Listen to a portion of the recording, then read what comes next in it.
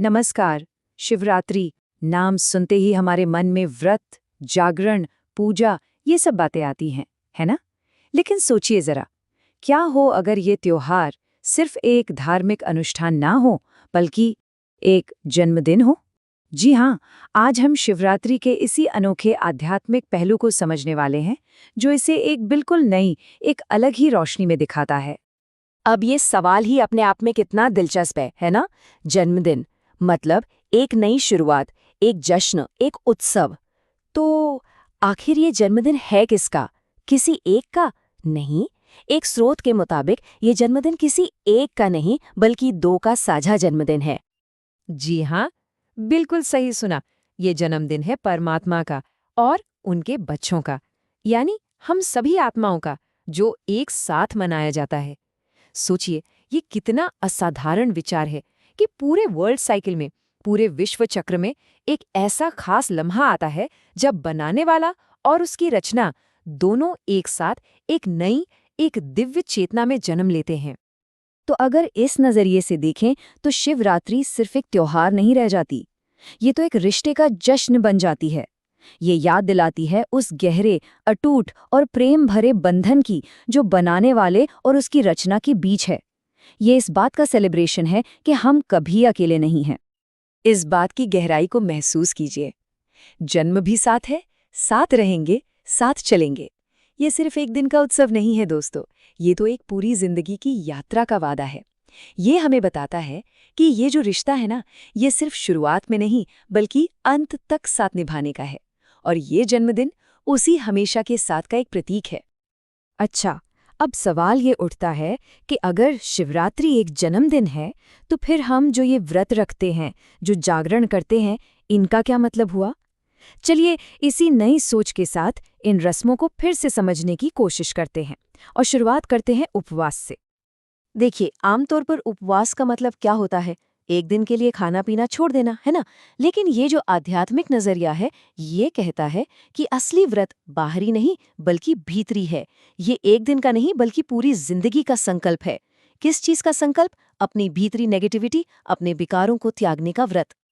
तो सवाल है, ये आध्यात्मिक व्रत है किन चीजों का? ये संकल्प है उन 5 मूल कमजोरियों को छोड़ने का: काम, क्रोध, लोभ, मोह और अहंकार। यहाँ पर पवित्रता का मतलब सिर्फ एक नियम मान लेना नहीं है, बल्कि अपने स्वभाव को, अपने नेचर को पूरी तरह से बदलना है। एक पूरा ट्रांसफॉर्मेशन। और यहीं पर एक बहुत बहुत गहरा सवाल उठता है। क्या थोड़ी बहुत अशुद्धि, थोड़ी बहुत अपवित्रता चलती है? मान लीजिए हमने बड़े बड़े विकार छोड़ दिए, लेकिन छोटी छोटी कमजोरियों को पकड़े रखा, तो क्या हम सच में पवित्रता के उस लक्ष्य तक पहुंच पाएंगे? ये बात वाकई सोचने पर मजबूर करती है। तो जैसे उपवास का अर्थ हमने समझा, ठीक वैसे ही शिवरात्रि की जो दूसरी बड़ी रस्म है, रात भर जागना, जिसे हम जागरण कहते हैं, उसका भी एक गहरा आध्यात्मिक मतलब है। तो क्या है असली जागरण का मतलब? देखिए, असली मुद्दा फिजिकली यानी शरीर से जागते रहना नहीं है। इस व्याख्या में रात और नींद को आध्यात्मिक अज्ञानता का प्रतीक माना गया है। तो सच्चा जागरण क्या है? वो है उस नींद से जागना जिसमें हम अपनी कमजोरियों को अनदेखा करते हैं, टालम-टोल करते हैं और अपनी रूहानी तरक्की को, अपनी आध्यात्मिक प्रगति को खुद ही रोक देते हैं। तो ये आध्यात्मिक नींद दिखती कैसी है? इसे हम 3 स्टेप्स में समझ सकते हैं। सबसे पहले आता है अलबेलापन, मतलब लापरवाही, केयरलेसनेस। और जब हम लापरवाह होते हैं तो क्या आता है? आलस। और फिर उस आलस्य को सही ठहराने के लिए हम किसका सहारा लेते हैं? बहानेबाजी का।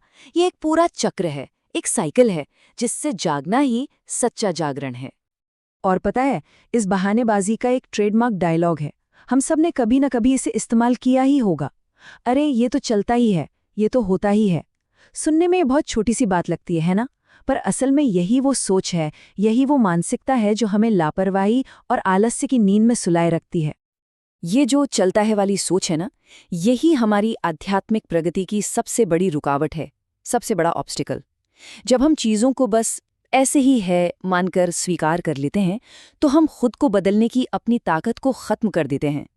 ये एक बहुत ही सिंपल सा वाक्य है, लेकिन ये हमारे पर्सनल ट्रांसफॉर्मेशन के रास्ते में एक दीवार की तरह खड़ा हो जाता है। तो चलिए वापस जन्मदिन की बात पर आते हैं।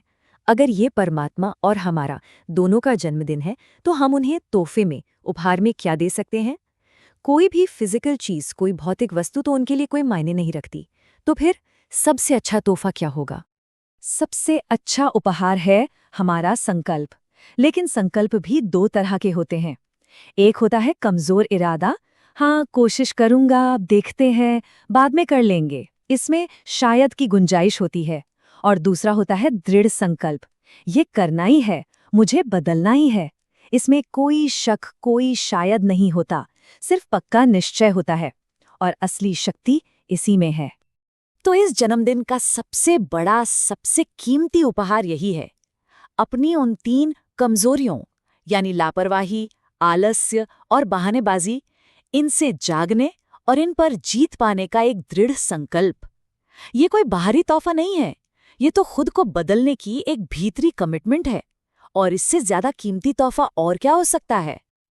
देखिए, सच्चा बदलाव 3 स्टेप्स में होता है। इसकी नींव में है जागरूकता, यानी ये जानना कि हाँ, कोई समस्या है। उसके ऊपर आता है इरादा, यानी उस समस्या को बदलने की इच्छा। लेकिन सिर्फ इच्छा होने से कुछ नहीं होता। असली बदलाव की इमारत तब खड़ी होती है जब हम तीसरे और सबसे मजबूत पिलर तक पहुंचते हैं, दृढ़ संकल्प, जब हम बदलने का एक अटूट फैसला कर लेते हैं। तो शिवरात्रि का ये जो आध्यात्मिक नजरिया है, ये हमें एक बहुत गहरे सवाल के साथ छोड़ जाता है। ये हमें सोचने पर मजबूर करता है कि हमारे अपने जीवन में ऐसी कौन सी नींद है, वो कौन सी लापरवाही है, कौन सी बहानेबाजी है, जिसे जागने का दृढ़ संकल्प आज लिया जा सकता है।